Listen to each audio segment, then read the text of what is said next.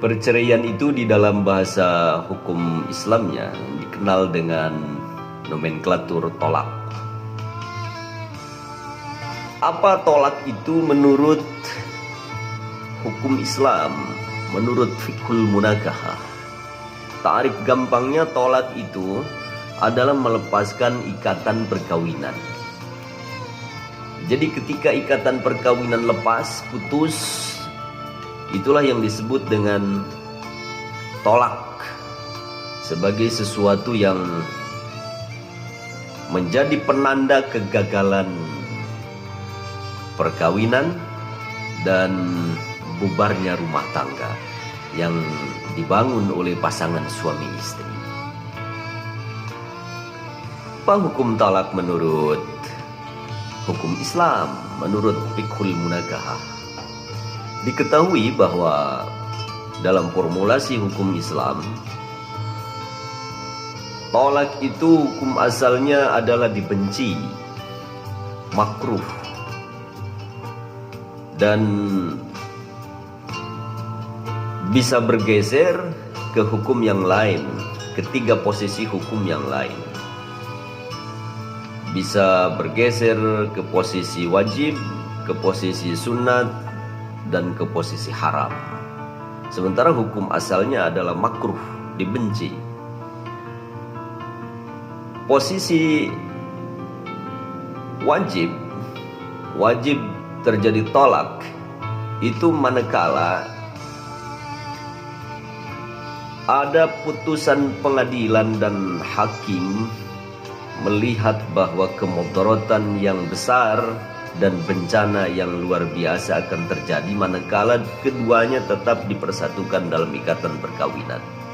Pemicunya misalnya pertikaian yang terus-menerus yang tidak bisa diredakan, sehingga jangankan menghadirkan kebahagiaan dan mewujudkan surga, tetapi justru akan melahirkan neraka dalam kehidupannya. Nah, berdasarkan pertimbangan itu, maka kemudian hakim melihat tidak ada celah untuk bisa didamaikan, diislahkan, dan dipersatukan kembali. Ini hukumnya bisa wajib untuk pasangan yang seperti ini. Kemudian yang bergeser ke posisi sunat, dari posisi asal makruh atau dibenci dari perceraian itu, ialah manakala misalnya ada alasan suami tidak bisa memberikan nafkah lagi kepada istrinya, atau istrinya tidak bisa menjaga kehormatan dirinya, sehingga dia tidak mendedikasikan dirinya dan setia kepada suaminya. Itu antara lain alasannya, sehingga disunatkan suami tidak lagi memiliki kemampuan untuk memberikan nafkah sehingga abai terhadap tanggung jawabnya, atau istri tidak bisa menjaga diri dan kesetiaannya. Itu disunatkan hukumnya bergeser dari posisi asal makruh ke sunat. Kemudian yang ketiga, pergeseran dari makruh itu bisa ke haram. Ilat atau alasan bergeser ke haram manakala perceraian itu misalnya dilakukan setelah disetubuhi, atau dicerai ketika istri sedang dalam haid. Itu haram, tidak boleh dilakukan.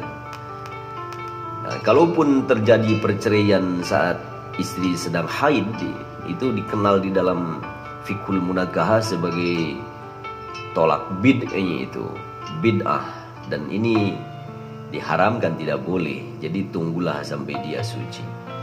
Berkenaan dengan hukum perceraian ini, landasan dan dalil syar'i yang dijadikan rujukan bahwa perceraian itu adalah makruh atau dibenci adalah hadis Rasulullah Sallallahu Alaihi Wasallam yang diriwayatkan oleh Abu Dawud dan Ibnu Majah, yang diterima dari Ibnu Umar, yaitu Abdullah bin Umar, bahwa baginda Rasulullah Sallallahu Alaihi Wasallam bersabda, "Abghadul halal indallahi at-talaq. Halal yang paling dibenci oleh Allah itu, yang paling dimurkai oleh Allah itu adalah tolak. Jadi tolak atau perceraian, melepaskan ikatan perkawinan sehingga bubar keluarga, itu adalah sesuatu yang sangat dibenci, yang sangat dimurkai oleh Allah.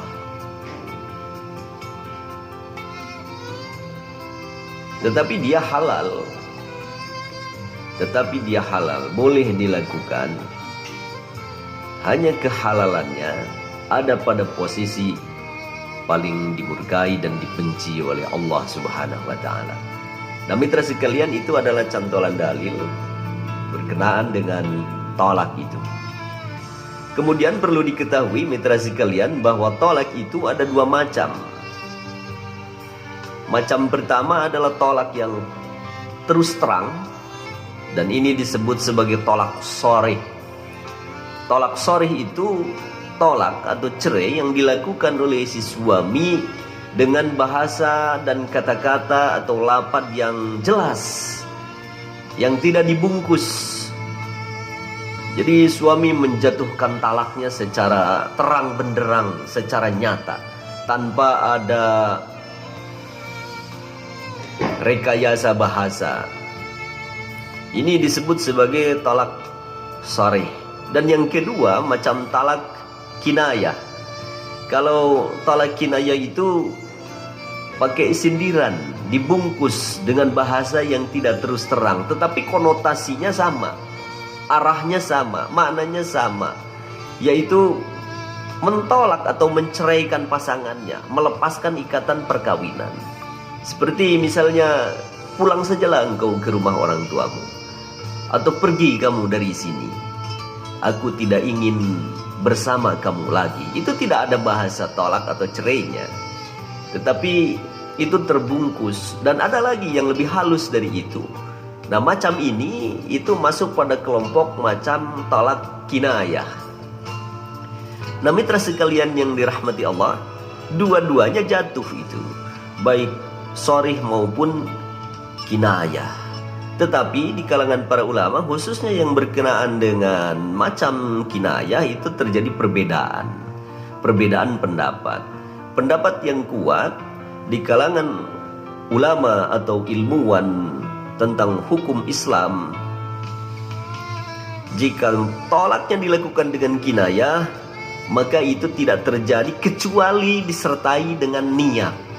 Jadi kalau suaminya tidak meniatkan, hanya candaan, itu tidak terjadi, tolaknya tidak jatuh, karena tidak disertai niat untuk menceraikan.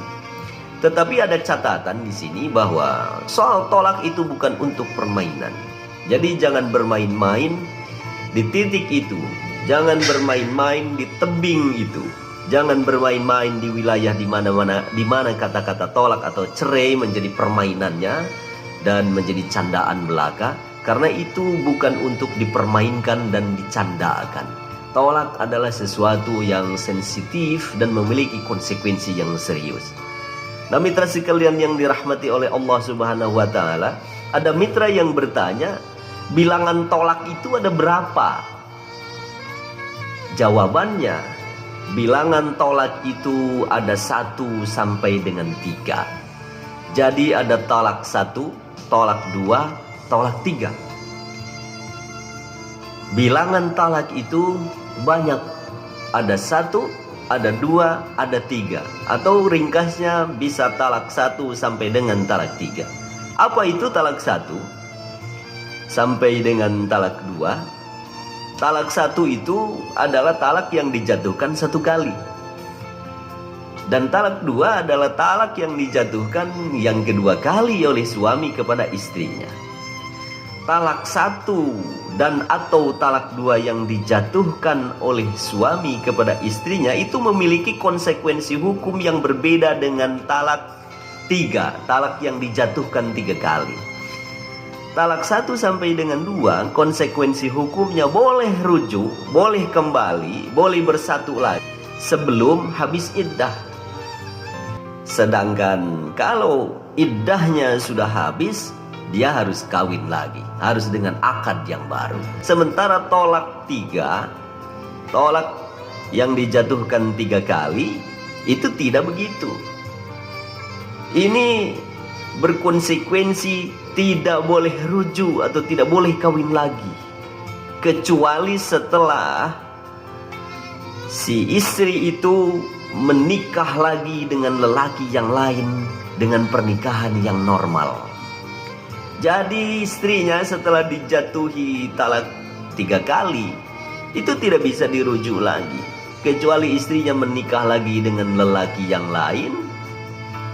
Dan pernikahannya tidak boleh direkayasa, harus pernikahan yang normal, yang dua-duanya jatuh cinta, yang dua-duanya hendak berkeluarga secara resmi dan normal, dan bahkan sudah bersetubuh seperti layaknya suami istri. Begitulah syariat menggariskan.